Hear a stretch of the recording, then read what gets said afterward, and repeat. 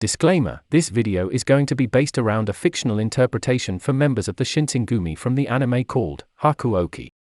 This in no way has anything to do with the real members of the Shinsengumi which this anime series took inspiration from. Comments, opinions, stats, and much more are being used from the anime Hakuouki. Before the video begins, I am going to set a few parameters in place. The main one being that this ranking will be based around the 2 seasons of Hakuouki, 6-part OVA, and side series.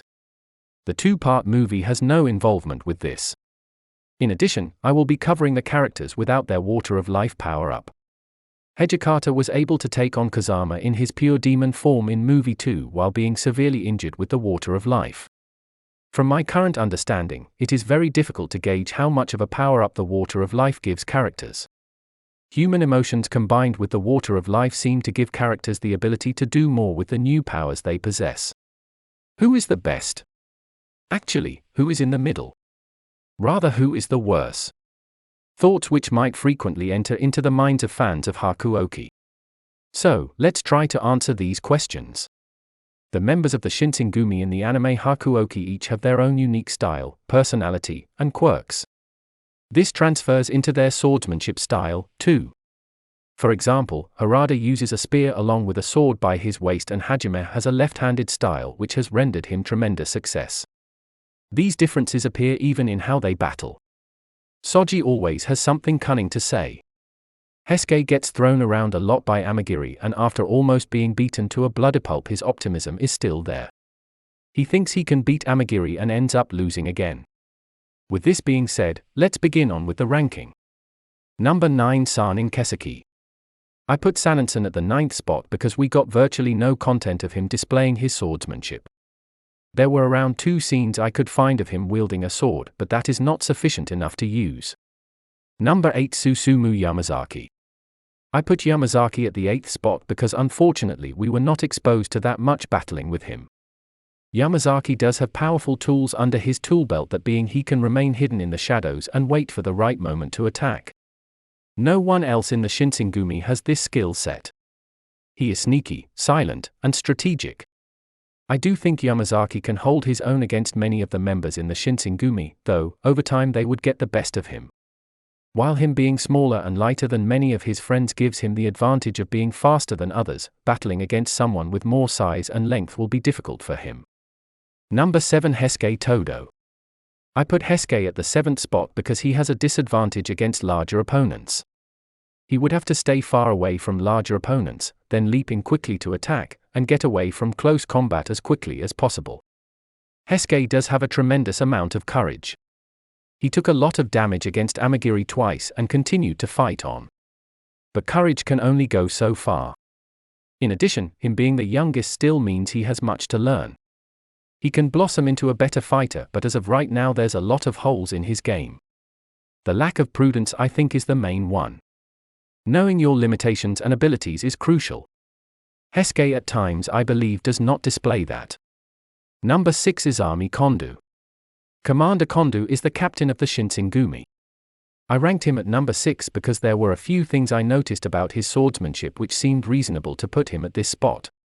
In episode 3 when they were engaging in a battle at the Ikadaya Inn, he was able to take on multiple people and barely take damage from that, displaying strong fundamentals and superior stamina. However, his desire for power and losing track of what is important, which is evident in Season 2, shows a lack of clear thinking and moderate psychological fortitude. Number 5, Nagakura Shenpachi. I put Shenpachi at the 5th spot because he displayed something interesting early on in the anime. I did not see much of from the people I previously listed, that is sliding and swaying from oncoming strikes. An oncoming strike from a blade can cause serious harm. This is very evident in Hakuoki. At the end of Season 2, Kazama and Hejikata were rushing towards each other and Kazama got the drop on Hejikata which ultimately caused for his demise. Shinpachi's strength and size also benefits him. He may not be as fast as Yamazaki, Hesuke, or a demon like Kazama, but the pressure he can put on foes can do damage. Number 4, Soji Okita. I put Soji at the 4th spot because he was able to hold his own for quite some time against Kazama, and this was while he had tuberculosis which he didn't know he had at the time. While they were at the Ikadaya Inn, he battled several people and beat them. Also, Soji's precision with his blade makes him a serious threat. During his brief battle with Kazama at the Ikadaya Inn, he sliced off a tiny piece of Kazama's hair.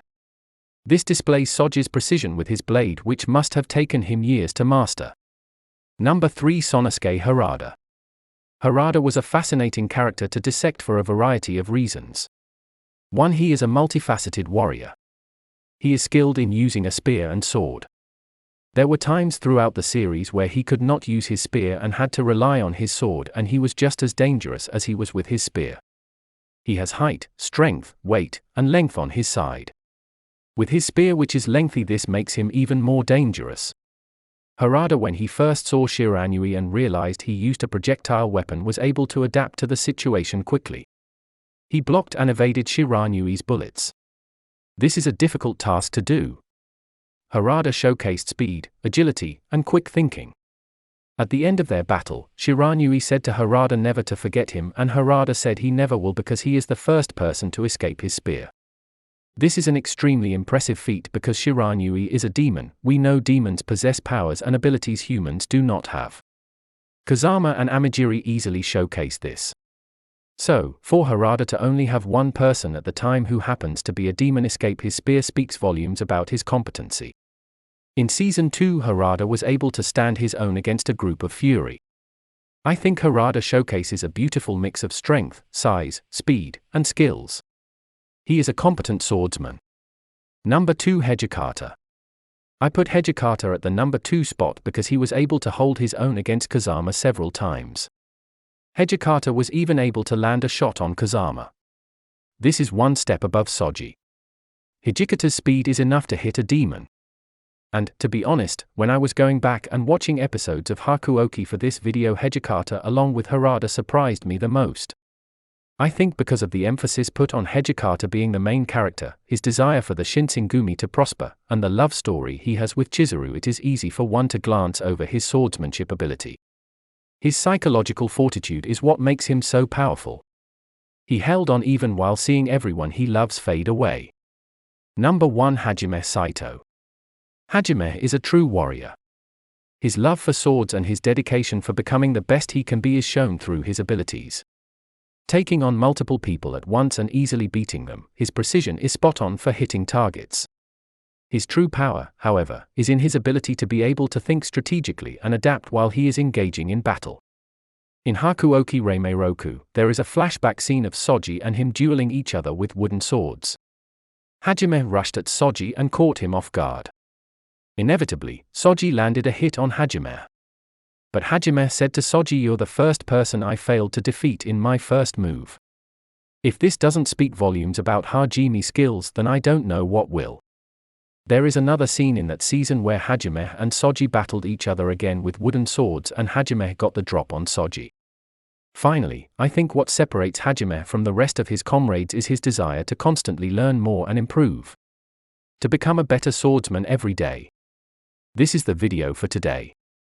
I hope you enjoyed it, and I want to know, who do you rank from best to worst? Feel free to write that in the comment section. Thank you and have a great day.